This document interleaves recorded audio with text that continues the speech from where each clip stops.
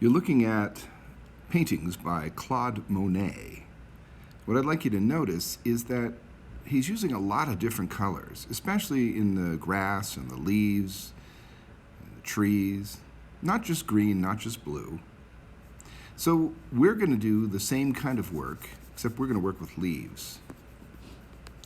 So you'll notice what I'm doing here is I'm using the stencil and I'm coloring with a crayon, filling in the stencil area of the leaf.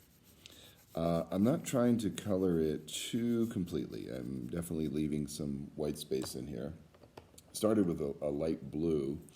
Now I'm going to move into an orange on here. Coloring over the whole area once again, or more or less, most of the area. And what I'm starting to get now is a new color because I'm mixing colors together. I think I want to lighten it up a little bit, so I'm going to use some yellow to lighten it up a little bit.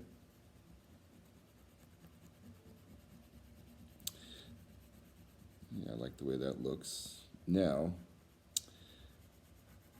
I'm going to choose a little bit of a darker color, like a dark blue next, and do some around the edges here. I'm just going to add a little bit of this darker blue color around the edges.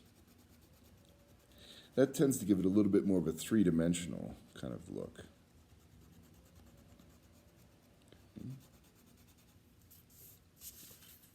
So you can see what I've got so far are these two leaves here.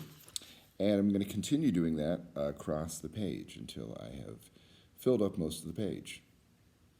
One of the ideas we're working with here is instead of the thought that, oh, I'm going to color this thing blue or yellow or red or something like that, is we're building a color.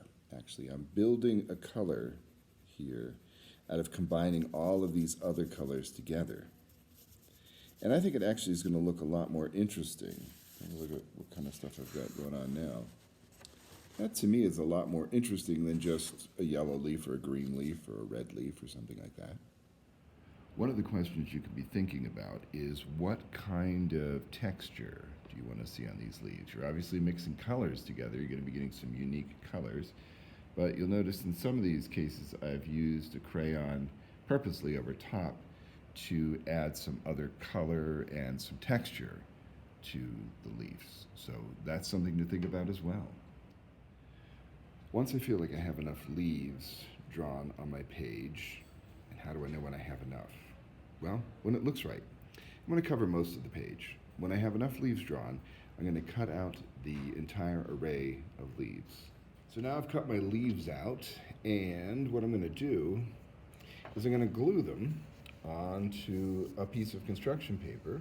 I'm going to choose a color that I think would work well as a background.